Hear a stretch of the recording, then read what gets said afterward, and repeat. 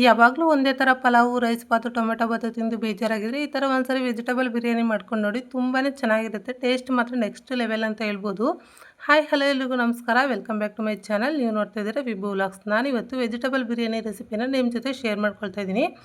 ಯಾವ ಥರ ಮಾಡೋದು ಅಂತ ನೋಡೋಣ ಬನ್ನಿ. ಫಸ್ಟು ನಾನಿಲ್ಲಿ ತರಕಾರಿನೆಲ್ಲ ಹಚ್ಚಿಟ್ಕೊಂಡಿದ್ದೀನಿ, ಹಾಗೆಯೇ ಮಸಾಲೆ ರೆಡಿ ಮಾಡ್ಕೊಂಡಿದ್ದೀನಿ. ಇವಾಗ ನಾವು ಹಚ್ಚಿಟ್ಕೊಂಡಿರೋಂಥ ಬೀನ್ಸು ಮತ್ತು ಕ್ಯಾರೆಟು, ನವಿಲುಕೋಸು ಇದನ್ನೆಲ್ಲ ಒಂದು ಬೌಲ್ಗೆ ಹಾಕ್ಕೊಂಡು ಜೊತೆಗೆ ಮಸಾಲೆಲ್ಲ ಹಾಕ್ಕೊಂಡು ಫಸ್ಟು ನಾವು ತರಕಾರಿನ ಮ್ಯಾರಿನೇಟ್ ಮಾಡಿ ಇಟ್ಕೊಬೇಕು. ತುಂಬಾ ಚೆನ್ನಾಗಿರುತ್ತೆ ಈ ಥರ ಮಾಡಿಕೊಂಡ್ರೆ.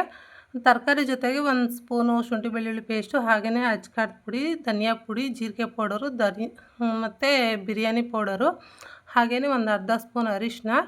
ಬಿರಿಯಾನಿಗೆ ಬೇಕಾಗಿರೋದು ಮೇಯ್ನ್ ಇಂಗ್ರೀಡಿಯೆಂಟ್ ಅಂತಂದರೆ ಮೊಸರು. ಹಾಗೆಯೇ ಒಂದು ಬೌಲು ಮೊಸರು ಹಾಕ್ಕೊಂಡು ಇವಾಗ ನಾನು ತರಕಾರಿನೆಲ್ಲ ಮ್ಯಾರಿನೇಟ್ ಮಾಡ್ಕೊಳ್ತಾ ಇದ್ದೀನಿ. ಮ್ಯಾರಿನೇಟ್ ಮಾಡಿ ಇಟ್ಕೊಂಡು ಒಗ್ಗರಣೆಗೆ ಇಟ್ಕೊಂಡ್ರೆ ನಾವು ಒಗ್ಗರಣೆ ಎಲ್ಲ ಫ್ರೈ ಮಾಡ್ಕೊಳ್ಳೋ ಅಷ್ಟರಲ್ಲಿ ಇದು ಕೂಡ ಮ್ಯಾರಿನೇಟ್ ಆಗಿರುತ್ತೆ. ಹಾಗಾಗಿ ಫಸ್ಟ್ ಇದನ್ನೆಲ್ಲ ನಾನು ಮಿಕ್ಸ್ ಮಾಡಿ ಇಟ್ಕೊಳ್ತಾ ಇದ್ದೀನಿ. ಈ ಥರ ತುಂಬಾ ಚೆನ್ನಾಗಿರುತ್ತೆ ಈ ಥರ ಮಾಡಿಕೊಂಡ್ರೆ.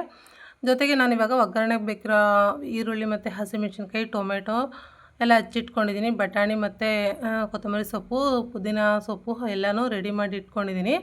ಯಾವ ಥರ ಮಾಡೋದಂತ ನೋಡೋಣ. ಇವಾಗ ಫಸ್ಟು ಗ್ಯಾಸ್ ಆನ್ ಮಾಡಿ ನಾನು ಫಸ್ಟು ಒಂದು ಕುಕ್ಕರ್ ಇಟ್ಕೊಳ್ತಾ ಇದ್ದೀನಿ. ಕುಕ್ಕರ್ ಕಾದ ನಂತರ ಎಣ್ಣೆ ಹಾಕ್ಕೊಳ್ತಾ ಇದ್ದೀನಿ. ಎಣ್ಣೆ ಕಾದ ನಂತರ ಸಾಸಿವೆ ಹಾಕಲ್ಲ ಬಿರಿಯಾನಿಗೆ, ಹಾಗಾಗಿ ಸ್ಪೈಸಸ್ ಎಲ್ಲ ಹಾಕ್ಕೊಳ್ತಾ ಇದ್ದೀನಿ. ಹಾಕ್ಕೊಂಡು ನಂತರ 2 ಏಲಕ್ಕಿ ಕೂಡ ಹಾಕ್ಕೊಳ್ತಾ ಇದ್ದೀನಿ.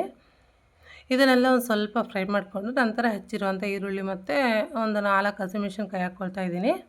ಇದನ್ನು ಚೆನ್ನಾಗಿ ಫ್ರೈ ಮಾಡ್ಕೊಳ್ಬೇಕು. ಈ ಥರ ಮಾಡಿ ನೋಡಿ. ಯಾವಾಗಲೂ ಒಂದೇ ಥರ ಪಲಾವ್ ತಿಂದು ಬೇಜಾರಾಗಿದ್ದರೆ ತುಂಬಾ ಚೆನ್ನಾಗಿರುತ್ತೆ. ನಾನು ಕೂಡ ಫಸ್ಟ್ ಟೈಮ್ ಮಾಡಿದ್ದು, ತುಂಬಾ ಚೆನ್ನಾಗಾಗಿತ್ತು ಟೇಸ್ಟ್ ಮಾತ್ರ. ನಮ್ಮಮ್ಮ ಫೋನ್ ಮಾಡಿದರು, ಏನು ತಿಂಡಿ ಮಾಡ್ತಾಯಿದ್ದೀಯ ಅಂತ ಕೇಳಿದರು. ಬಿರಿಯಾನಿ ಮಾಡ್ತಾಯಿದ್ದೀನಮ್ಮ ಅಂದರೆ ನಮ್ಮಮ್ಮ ಬೈದರು, ಏನು ಬಿರಿಯಾನಿ ಅಂತ ಹೇಳ್ಬಿಟ್ಟು. ಆಮೇಲೆ ನಾನಿವಾಗ ಒಗ್ಗರಣೆ ಎಲ್ಲ ಫ್ರೈ ಮಾಡಿಕೊಂಡು ಇವಾಗ ಮ್ಯಾರಿನೇಟ್ ಮಾಡಿ ಇಟ್ಕೊಂಡಿರೋಂಥ ತರಕಾರಿ ಹಾಕ್ಕೊಳ್ತಾ ಇದ್ದೀನಿ. ಹಾಕ್ಕೊಂಡು ಇದನ್ನೆಲ್ಲ ಒಂದು ಸರಿ ತಿರುವ್ಕೊಂಡು ಸ್ವಲ್ಪ ಇದು ಒಂದು ಕುದಿ ಬರೋವರೆಗೂ ತಿರುವ್ಕೊಬೇಕು. ಈ ಥರ ಮಾಡಿಕೊಂಡ್ರೆ ತುಂಬ ಚೆನ್ನಾಗಾಗುತ್ತೆ. ಹಿಂದಿದ್ದೇನೆ ಎಲ್ಲ ತರಕಾರಿ ಎಲ್ಲ ಹಾಕ್ಕೊಂಡು ಮಾಡಿದ್ರೆ ಚೆನ್ನಾಗಿರೋದಿಲ್ಲ. ಇವಾಗ ನಾನು ಮಸಾಲೆ ಎಲ್ಲ ಅದು ಒಂದು ಸರಿ ತಿರುವ್ಕೊಂಡು ಫ್ರೈ ಮಾಡಿಕೊಂಡು ನಂತರ ಬಟಾಣಿ ಮತ್ತು ಟೊಮೆಟೊ ಮತ್ತು ಹಚ್ಚಿರುವಂಥ ಕೊತ್ತಂಬರಿ ಸೊಪ್ಪು, ಪುದೀನ ಸೊಪ್ಪು ಇದನ್ನೆಲ್ಲ ಹಾಕ್ಬಿಟ್ಟು ಇದು ಕೂಡ ಒಂದು ಸರಿ ತಿರುವ್ಕೊಳ್ತಾ ಇದ್ದೀನಿ. ಒಂದು 2 ನಿಮಿಷ ಕುದಿಸ್ಕೊಬೇಕು ಇದನ್ನೆಲ್ಲ ಹಾಕ್ಕೊಂಡು. ತುಂಬ ಚೆನ್ನಾಗಿರುತ್ತೆ. ಟ್ರೈ ಮಾಡಿ ನೋಡಿ. ವಿಡಿಯೋ ಕೊನೆವರೆಗೂ ನೋಡಿ. ಇದನ್ನೆಲ್ಲ ಕುದಿಸ್ಕೊಂಬಿಟ್ಟು ನಾನು ಇವಾಗ ಒಂದು ಸರಿ ತಿರುವ್ಕೊಳ್ತಾ ಇದ್ದೀನಿ. ತಿರುಗ್ಬಿಟ್ಟು ಮತ್ತೆ ನಾನು ಅಕ್ಕಿ ತೊಳೆದ್ಬಿಟ್ಟು ಹಾಕ್ಕೊಳ್ತಾ ಇದ್ದೀನಿ.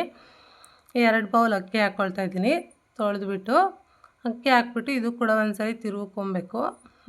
ತಳ ಹಿಡಿಯೋ ಚಾನ್ಸಸ್ ಇರುತ್ತೆ ಇದು ಅಕ್ಕಿ ಹಾಕಿದ್ಮೇಲೆ, ಹಾಗಾಗಿ ಒಂದು ಸರಿ ಇದನ್ನು ತಿರುವ್ಬಿಟ್ಟು ಮತ್ತೆ ನಾನು 2 ಬೌಲ್ ಅಕ್ಕಿ ಹಾಕಿರ್ತೀನಲ್ಲ, ಮಾಮೂಲಿ ತರಕಾರಿ ಏನೂ ಹಾಕಿಲ್ಲ ಅಂತಂದರೆ 2 ಬೌಲ್ ಅಕ್ಕಿಗೆ 4 ಬೌಲ್ ನೀರು ಹಾಕ್ಕೊಳ್ತಿದ್ದೀನಿ. ಇವಾಗ ತರಕಾರಿ ಎಲ್ಲ ಹಾಕಿದ್ದೀನಲ್ಲ, ಹಂಗಾಗಿ ನಾನು 5 ಬೌಲ್ ನೀರು ಹಾಕ್ಕೊಳ್ತಾ ಇದ್ದೀನಿ.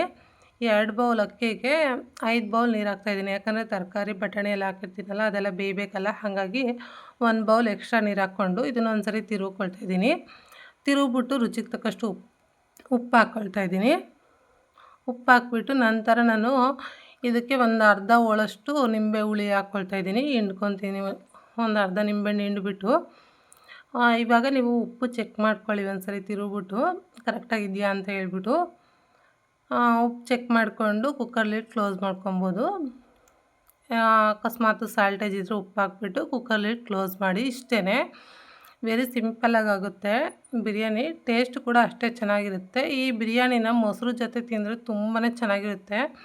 ನಾನು ಕೂಡ ಇದು ಕುಕ್ಕರ್ ಕೂಗೋದಕ್ಕೆ ಇಟ್ಬಿಟ್ಟು ಮೊಸರು ಬಜ್ಜಿ ರೆಡಿ ಮಾಡಿಕೊಂಡೆ. ಕುಕ್ಕರ್ ಕೂಡ ಕೂಗ್ತು. ಇವಾಗ ತೆಗಿತಾ ಇದ್ದೀನಿ. ನೋಡ್ತಾ ಇರ್ಬೋದು ಎಷ್ಟು ಚೆನ್ನಾಗಾಗಿದೆ ಅಂತ ಹೇಳ್ಬಿಟ್ಟು. ನೀವು ಕೂಡ ಒಂದು ಸರಿ ಟ್ರೈ ಮಾಡಿ, ಹೇಗೆ ಬಂದಿತ್ತು ಅಂತ ಹೇಳ್ಬಿಟ್ಟು ಕಮೆಂಟ್ ಮಾಡಿ. ಇಲ್ಲಿವರೆಗೂ ವಿಡಿಯೋ ನೋಡಿದ್ದೀರ ಅಂದರೆ ವಿಡಿಯೋ ಇಷ್ಟ ಆದರೆ ಪ್ಲೀಸ್ ಒಂದು ಲೈಕ್ ಮಾಡಿ, ಶೇರ್ ಮಾಡಿ, ನನ್ನ ಚಾನಲ್ಗೆ ಸಬ್ಸ್ಕ್ರೈಬ್ ಮಾಡ್ಕೊಳ್ಳಿ. ಹಾಗೆಯೇ ರೆಸಿಪಿ ಇಷ್ಟ ಆದರೆ ಹೇಗಿತ್ತು ಅಂತ ಹೇಳ್ಬಿಟ್ಟು ಒಂದು ಕಮೆಂಟ್ ಹಾಕಿ.